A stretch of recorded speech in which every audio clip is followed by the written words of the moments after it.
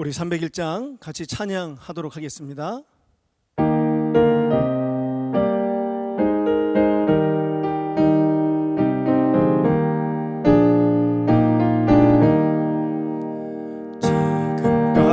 지금까지 지내온 것 주의 크신 은혜라. 한이 없는 주의 사랑 어찌로 말하랴. 자나깨나 주의 손이 항상 살펴주시고 모든 일을 주 안에서 형통하게 하시네. 마음도 연약하나 새 힘 받아 살았네. 물듯이 부으시는 주의 은혜 족하다. 사랑 없는 거리에 나 험한 산길에 맬 때 주의 손을 굳게 잡고 찬송하며 가리라.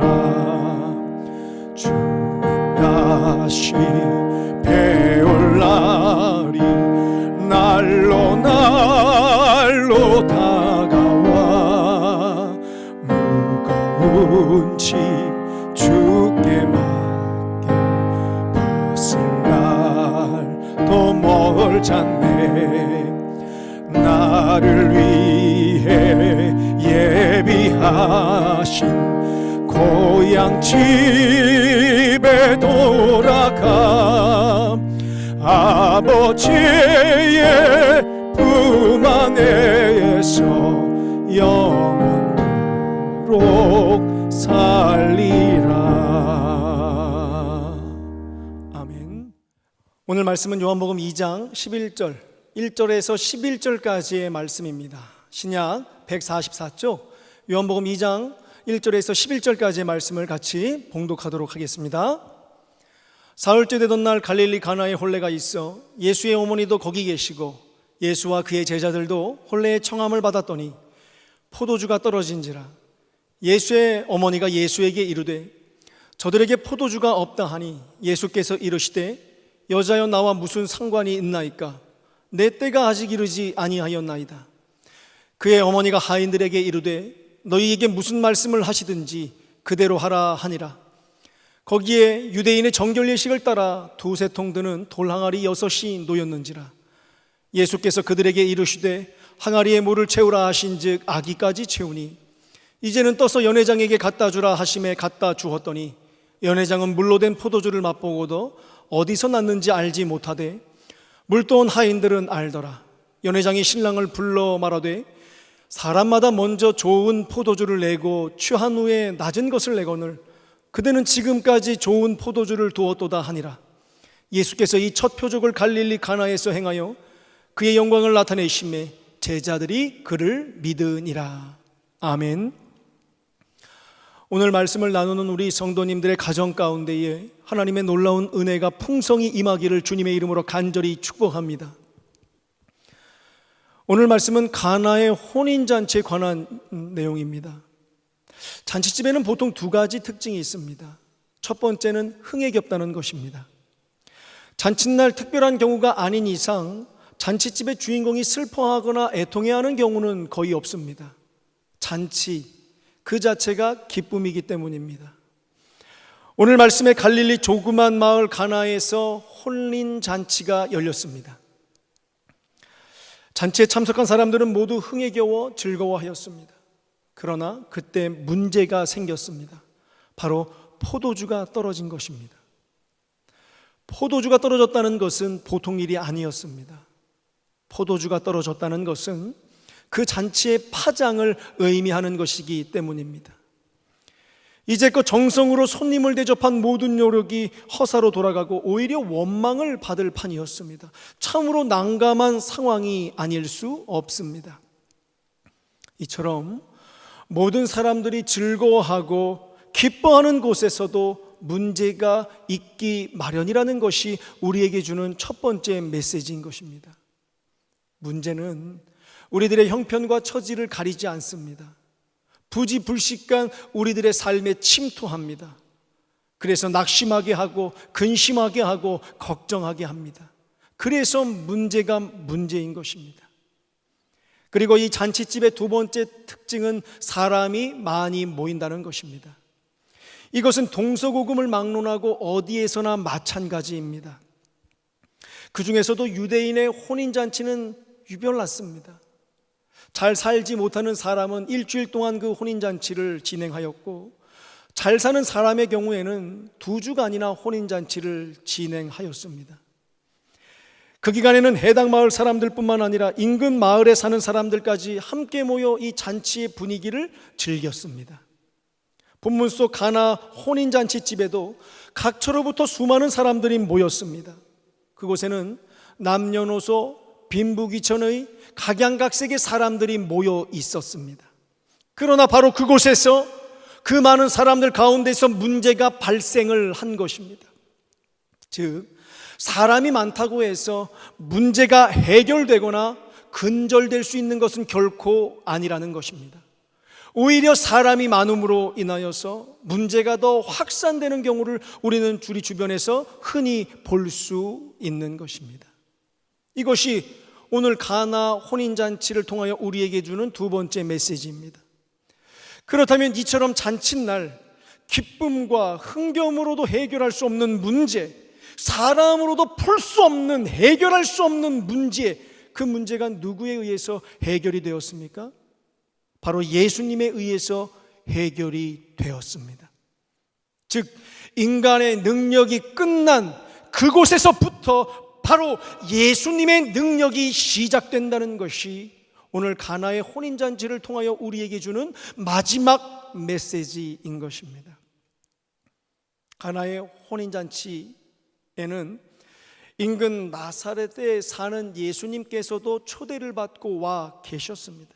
그리고 예수님께서 항아리의 맹물을 포도주로 변화시켜 주심으로 잔치집의 문제는 일거에 해결이 되었습니다. 이것은 이 땅에 오신 예수님께서 베푸신 처음 표적이었습니다. 도대체 어떻게 맹물이 포도주로 바뀔 수 있는 것입니까? 그것은 예수님의 능력이 천지를 창조하신 하나님의 능력이기 때문인 줄로 믿습니다.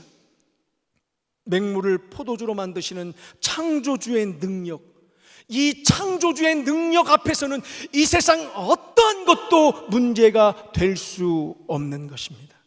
이 능력이 우리들의 삶 가운데 우리 안에 임하기만 하면 문제는 오히려 잔치의 시작, 다시 말해 기쁨의 원천이 되는 것입니다.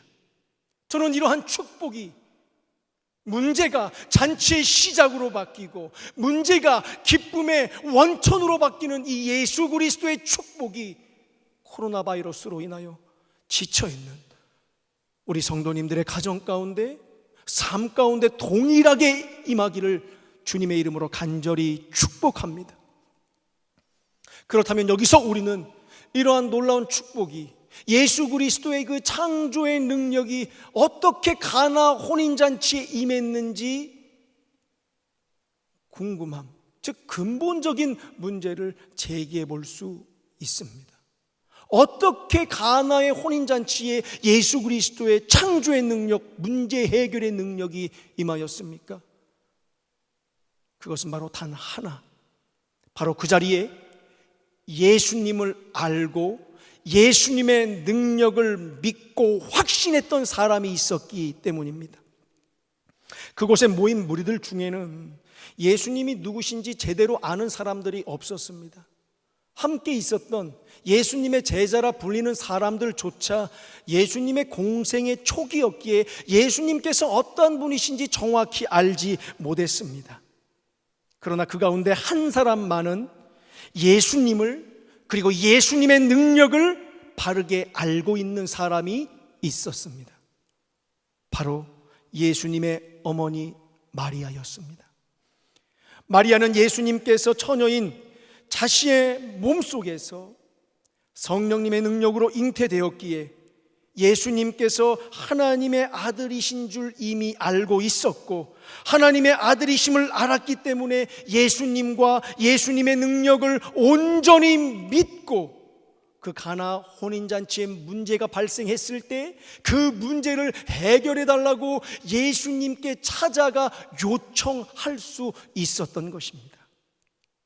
마리아에 대한 그 예수님에 대한 믿음, 예수님의 능력에 대한 확신이 문제 해결의 실마리가 된 것입니다. 많은 사람들, 수많은 사람들이 해결할 수 없는 부지불식간에 찾아오는 문제의 실마리가 바로 이것인 것입니다. 이것은 너무나 중요합니다.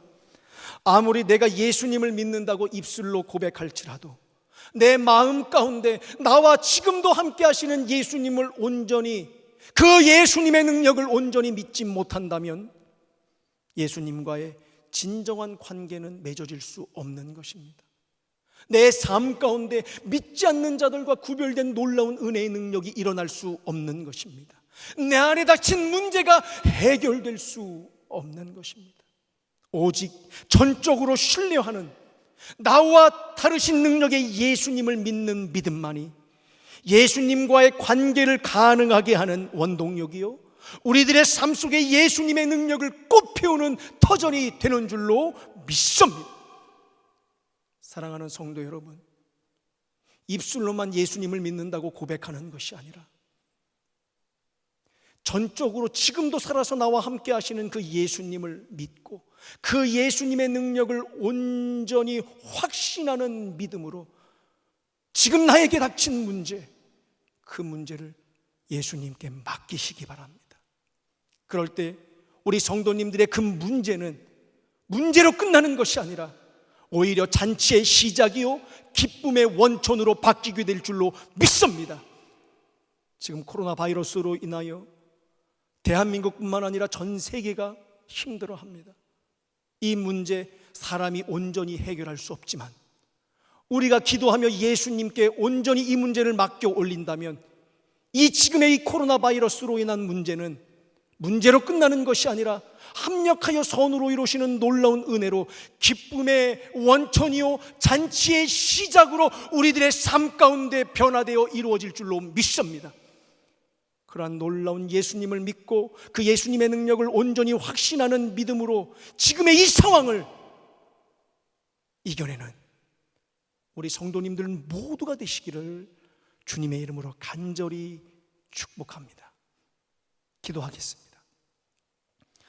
사랑의 하나님, 지금도 나와 함께 하시는 그 예수님을 믿고 그 예수님의 능력을 온전한 믿음으로 확신하며 믿음으로 말미암아 지금 나에게 주어진 문제를 아버지 하나님께서 기쁨의 원천이요 잔치의 시작으로 바꿔주시는 축복의 주인공이 바로 우리가 되게 하여 주시옵소서. 말로만 예수님을 믿는다고 고백하지 않게 하여 주시고 문제가 닥쳤을 때 그 문제로 인하여 낙심하지 않게 하여 주시고 이 문제를 온전히 예수님께 맡길 때 이 문제는 합력하여 선으로 나에게 이루어지는 것이구나, 잔치의 시작으로 바뀌게 되는 하나님의 축복이구나 라는 깨달음이 우리 성도님들의 삶 가운데 이루어지고 그러한 깨달음이 하나님의 놀라운 은혜 가운데 삶으로 경험되어 많은 사람들이 우리 성도님들의 삶을 통하여 예수님의 살아계심이 드러나게 하여 주시옵소서. 감사드리며 사랑이 많으신 예수님의 이름으로 기도드리옵나이다. 아멘. 하늘에 계신 우리 아버지여, 이름이 거룩히 여김을 받으시오며 나라가 임하시오며 뜻이 하늘에서 이루어진 것 같이 땅에서도 이루어지리이다.